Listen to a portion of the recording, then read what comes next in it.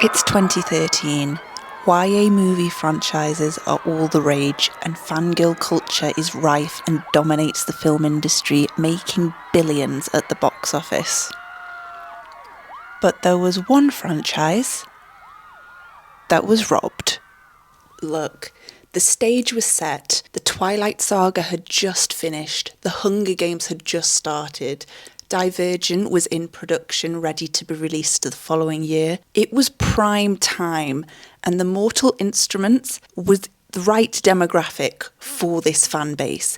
It had a pre-built fan base from the books, and it should have done really well, but it didn't. And even after 10 years, I am still really upset that the Mortal Instruments franchise got cancelled. Today, I want to talk about why I think, had it continued, it could have had one of the biggest cult followings and been one of the best franchises in this sort of YA golden era. Let's talk about it.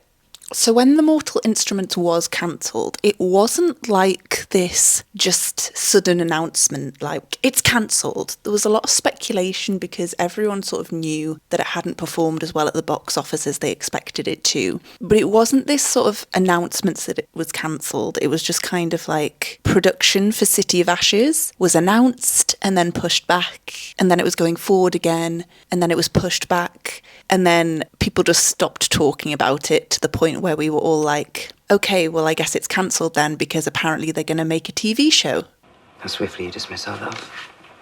And despite the budget for this film being really high, and apparently the marketing budget was really high, it did not do well at the box office compared to the likes of Twilight and the Hunger Games. Now, I was like the key demographic for this movie. When the Mortal Instruments came out, I would have been about 19, and I was the biggest Twilight teenager, and I was really into the Hunger Games, and I was the key demographic. And even me, the audience for this movie, I do not recall seeing like any marketing about it. I never recall seeing a trailer. I never remember it being like, oh, this is out now at the cinema. The only reason I really knew about this movie was because of the cast, and namely Lily Collins, who I was a huge fan of at the time, and still am to this day. And after its release, it got absolutely slated by the critics. On Rotten Tomatoes, it's at 13%, which is absolutely outrageous. Like, it does not deserve to be that low of a score. I watched the movie the other day in preparation for this video, expecting to watch it and be like, oh, this is just really bad. It wasn't. It wasn't a bad movie. I really enjoyed it still after 10 years. I'm not actually going to really do a critique of the film itself. If you want one, I would really recommend you go and watch the video that Dylan did on Dylan is in Trouble. He basically just did an overall review of the film, what was good about it, what was bad about it, and comparing it to the TV show as well. So I recommend you go and watch that because I agree with like 98% of what he says in that video. So I'll link that in the description if you want to watch that after this video. On top of that, like, people who should have been fans of the movie, who were fans of the books, seem to have a massive problem with this film because it wasn't completely pure to the source material, and in the first movie it changed a couple of things or gave information that shouldn't have been revealed till later on in the series. So a lot of book fans were annoyed that it wasn't pure to source material, which is just something that always happens. Anytime there's an adaptation, you're always going to get people who are upset whenever anything is changed. But that was also a big thing about it, I remember at the time. And I did read the books. I read the books after the film, and it would have been over 10 years ago now that I read the books, so my memory is pretty non-existent. But when I read the books after having seen the film, I remember thinking, what are people complaining about? Because it's really not a bad adaptation and things weren't too off. So I do think, again, that was overly critiqued. Another thing I remember at the time is that people really were angry about the casting of Jace, played by Jamie Campbell Bower. I could not disagree with that take more strongly. I, to this day, am still completely in love with Jamie Campbell Bower, and it's because of the Mortal Instruments. Like, when I watch Stranger Things, I'm always sort of secretly rooting a bit for Vecna because I know it's Jamie Campbell Bower. That's how much I love him. oh my God, I've wanted to suck that man off since 2013. He was the perfect Jace for me. People thought he wasn't sort of sarcastic or cutting enough, because that's a massive part of Jace's character. Again, I disagree. Maybe it's just because he was British and maybe like his humour was a bit too dry. That's my only sort of thing I can think of. Because when I watched the TV show, Jace was a bit more tongue-in-cheek, but it came across cocky and icky to me, as opposed to kind of like really dry and funny. But that's my heavily biased opinion. You invited him to bed? I know, it's ridiculous, isn't it? We would never have all fit. People always have a problem as well when books are cast. I remember when Twilight was being cast, everyone was kicking off about Robert Pattinson being cast as Edward. Robert Pattinson, could you imagine Edward played by anyone else in Twilight? People had a problem with that. Sometimes I agree with people who don't agree with fan casting, but a lot of the time, I do think you have to give it the benefit of the doubt. And I think Jamie Campbell Bower was Jace, and absolutely anyone who tried to play Jace after him was just doomed to fail.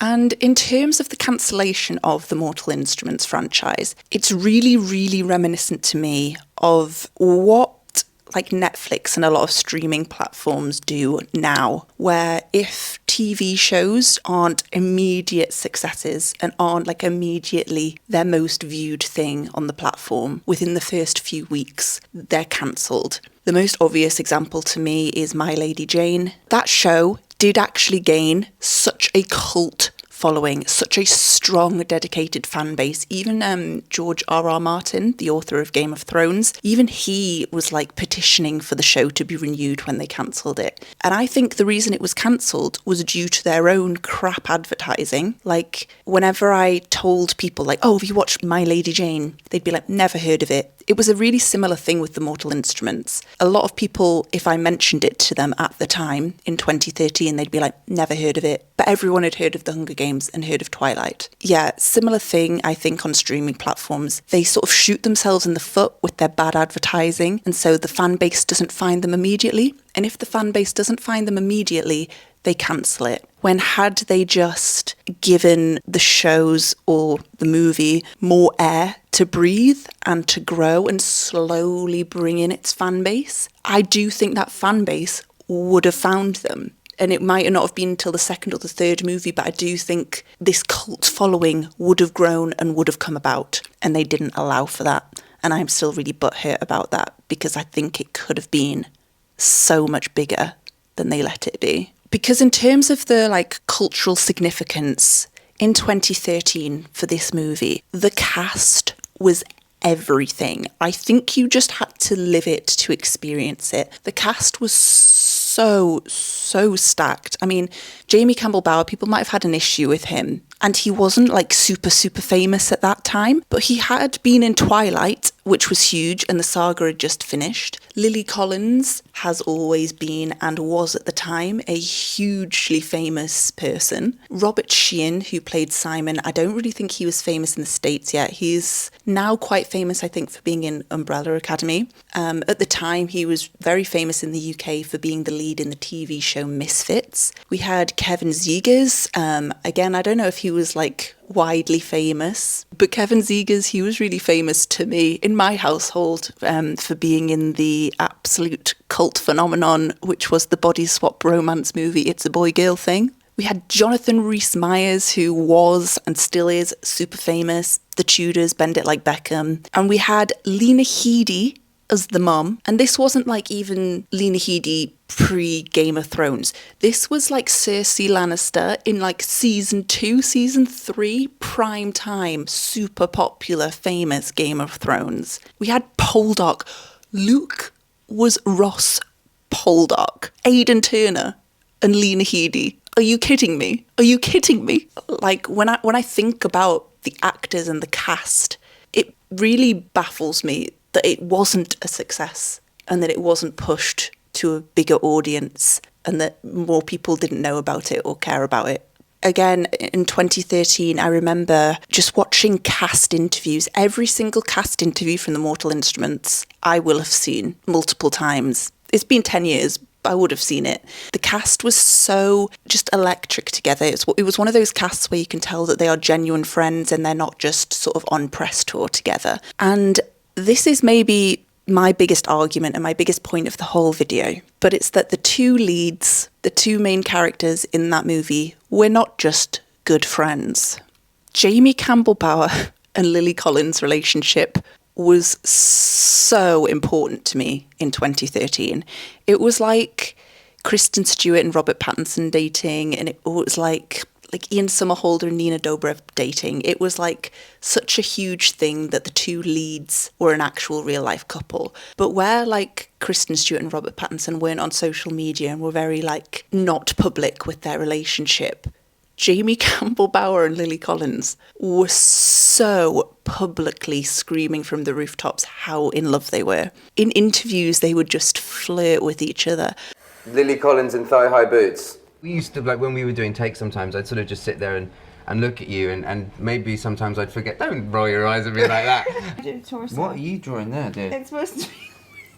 Cube of love, Scott. We should shoot the cube of love.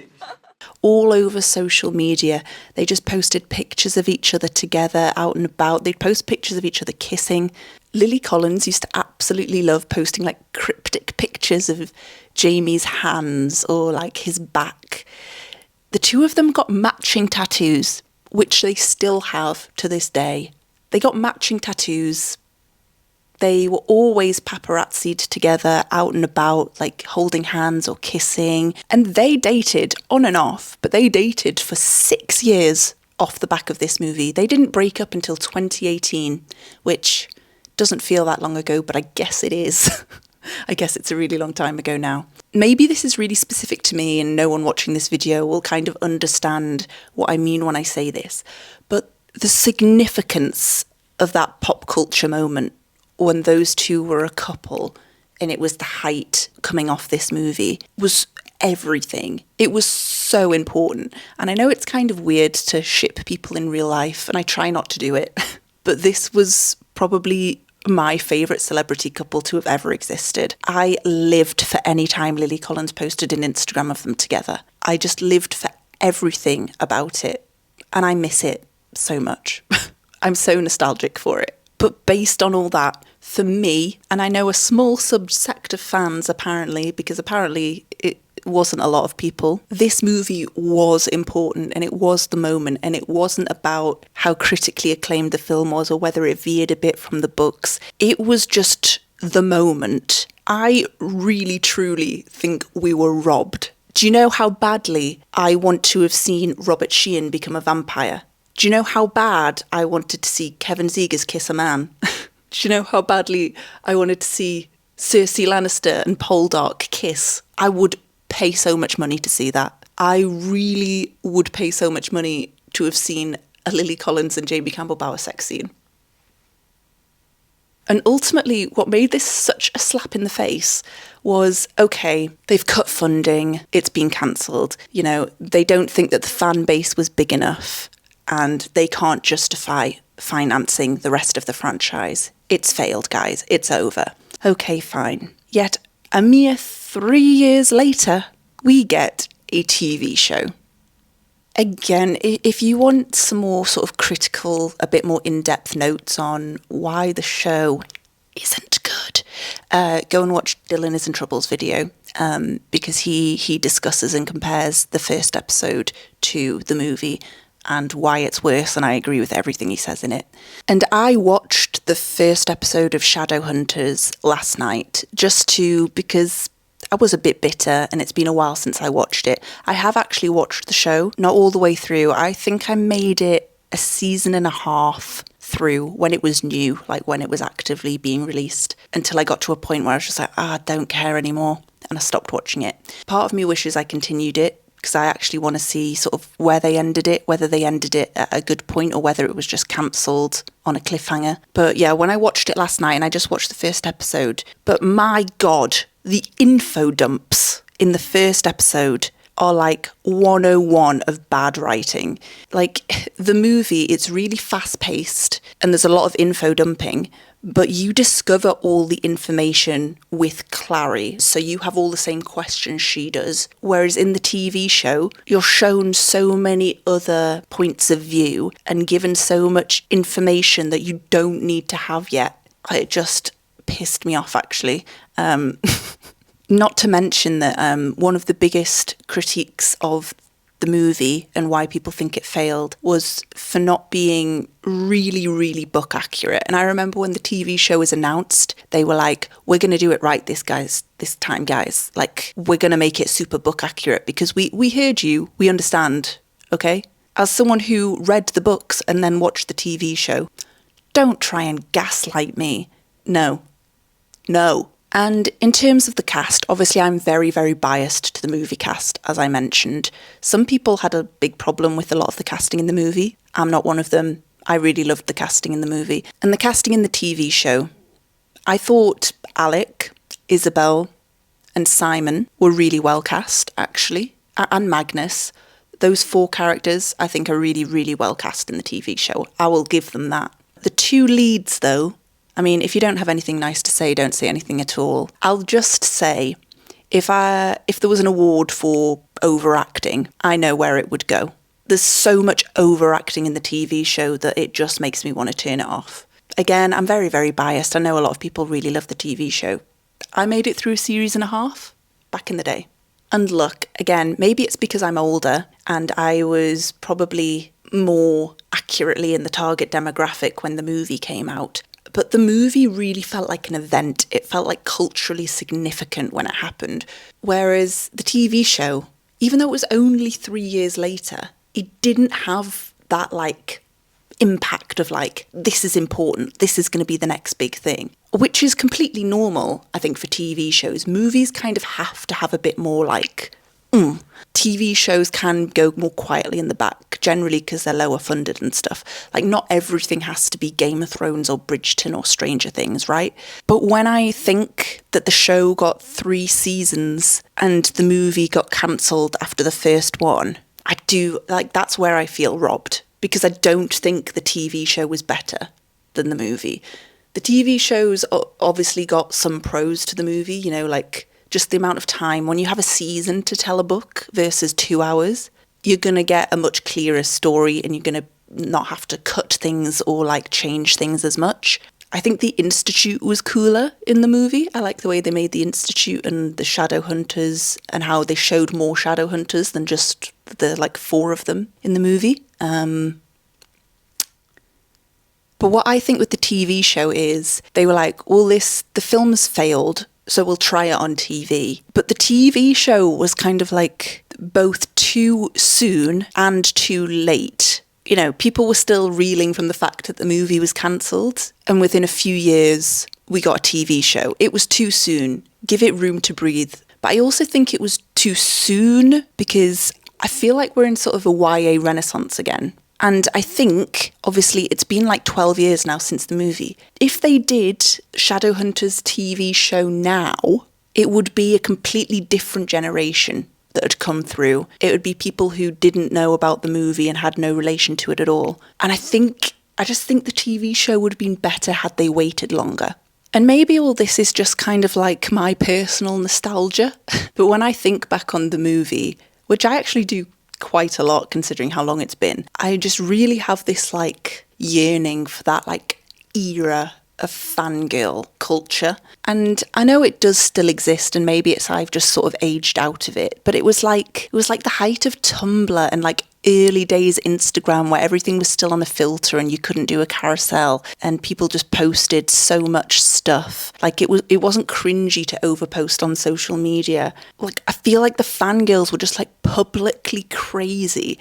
When I think about like the Twilight days, everyone was just crazy and I don't feel like it's like that anymore. Like I know fangirl culture is still huge, but everything's like direct to streaming. You know, it's not like people camping for a week outside of the premieres so they could be front row and touch the actors. Like now it's just, oh, the new season's dropped, I'm going to watch that. And then, you know, maybe I'll make a TikTok about it. But it doesn't have that level of hype. And I don't know, maybe that's a good thing, maybe it's a bad thing, but I miss it. I miss that like golden era YA franchise hype. And for me, that's what this movie had. I think a lot of things today miss, and it's definitely what the TV show missed. Because it's not necessarily about the source material or how good something is. It's about the cultural significance in the moment. If you watched my video last week about this rise of like spicy YA content, it's a really similar thing. Like, those stories are objectively bad. Those books and movies are objectively bad. But the cultural yearning for them, the significance they have, the like cult fan base they create, it's all to do with the timing and the cultural landscape. And that's why I think, even though it didn't perform as well as the box office as they wanted it to, I actually think it might have lost them money. Regardless of that, I still think the franchise of the Mortal Instruments should have continued because of that, because the landscape was right, even if the like initial money wasn't there. It was the prime time for that content, and it should have been allowed to continue. Just like now, it's straight to streaming, objectively bad, but just like formulaic YA sexy content. At the time, it was YA franchises that were like supernatural or dystopian. And that's what the Mortal Instruments was. And I'll forever be upset that we didn't get to see the other movies and didn't get to see that cast finish the franchise. And I know a lot of people out there, and maybe a lot of people watching this video, will hate the movie, love the TV show, hate both, love the books, hate it all. But those were my thoughts for anyone who gives a shit. I will see you in the next video. Thank you. Love you. Bye.